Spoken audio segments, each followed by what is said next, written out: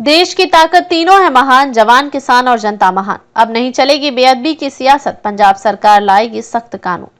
दोषियों को हो सकती है मौत की सजा। पंजाब में अब पवित्र ग्रंथों की बेअदबी करने वालों के खिलाफ कड़ा कानून बनने जा रहा है।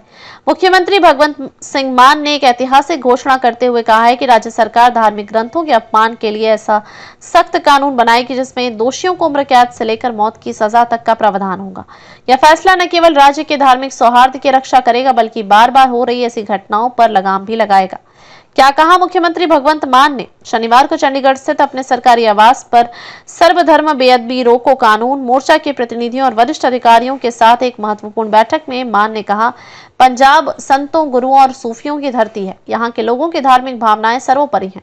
पवित्र ग्रंथों का अपमान एक अक्षम्य अपराध है और ऐसे मामलों में अब तक सरकार सख्त कार्रवाई करेगी। उन्होंने साफ किया कि यह कानून सिर्फ कागजी नहीं होगा बल्कि व्यवहारिक रूप से दोषियों को ऐसी सजा मिलेगी जो आने वाले समय में नजीर बनेगी। मुख्यमंत्री ने यह भी कहा कि कानून में मौत की सजा तक का विकल्प हो सकता है।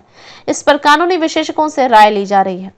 2018 में बनाए गए 2 विधेयक अब भी केंद्र के पास अटके। यह घोषणा ऐसे समय में हुई है जब पंजाब विधानसभा द्वारा 2018 में पारित किए गए 2 महत्वपूर्ण विधेयक अभी भी केंद्र सरकार के पास लंबित हैं।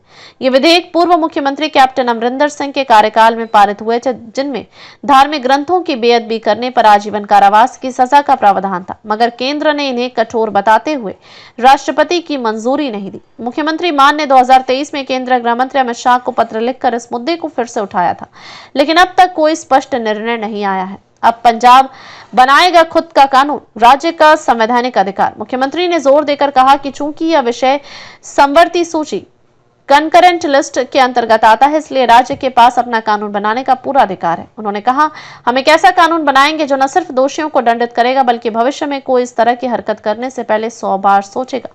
उन्होंने यह भी जोड़ा कि भारतीय न्याय संहिता बीएनएस में धार्मिक स्थलों की रक्षा की बात तो है, लेकिन पवित्र ग्रंथों के लिए कोई स्पष्ट सुरक्षा नहीं है। इस खामी को अब राज्य अपने स्तर पर दूर करेगा। कानूनी विशेषज्ञों और धार्मिक संगठनों से होगा गहरा विमर्श। मुख्यमंत्री ने ऐलान किया कि इस नए कानून के मसौदे को तैयार करने में देश के शीर्ष कानूनी विशेषज्ञों और सभी धर्मों के प्रतिनिधियों से राय ली जाएगी।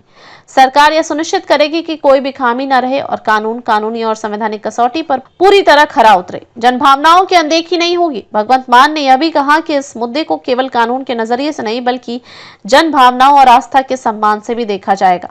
उन्होंने कहा, यह कोई राजनीतिक या सांप्रदायिक मुद्दा नहीं है, यह हर उस व्यक्ति की भावनाओं का विषय है जो धर्म और पवित्रता में विश्वास करता है। उन्होंने भरोसा दिलाया है कि यह कानून आम जनता की मांग और संवेदनशीलता को ध्यान में रखते हुए जल्द से जल्द लाया जाएगा।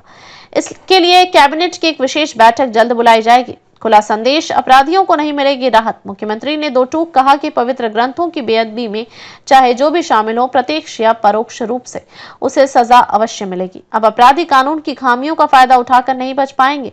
यह सरकार जिम्मेदारी से और गंभीरता से ऐसे कृत्यों पर नकेल कसेगी। पृष्ठभूमि, बेअदबी के मामले और जन आक्रोश। पंजाब में पिछले कुछ वर्षों में गुरु ग्रंथ साहिब सहित अन्य धार्मिक ग्रंथों की बेअदबी के कई मामले सामने आए हैं, जिनमें से कुछ में अभी तक न्याय नहीं हो पाया है। इससे जनता में गहरा आक्रोश और राज्य व्यवस्था के प्रति अविश्वास पैदा हुआ है। ऐसे माहौल में मुख्यमंत्री मान की घोषणा एक ऐतिहासिक और निर्णायक कदम मानी जा रही है। निष्कर्ष, मुख्यमंत्री भगवंत मान का यह ऐलान न केवल पंजाब की राजनीति में नया अध्याय जोड़ता है बल्कि यह सामाजिक सांप्रदायिक समरसता की दिशा में भी एक अहम कदम है। अब देखना यह होगा कि केंद्र सरकार इस विषय पर क्या रुख अपनाती है और क्या पंजाब सरकार का नया कानून पूरे देश में मिसाल बन पाएगा।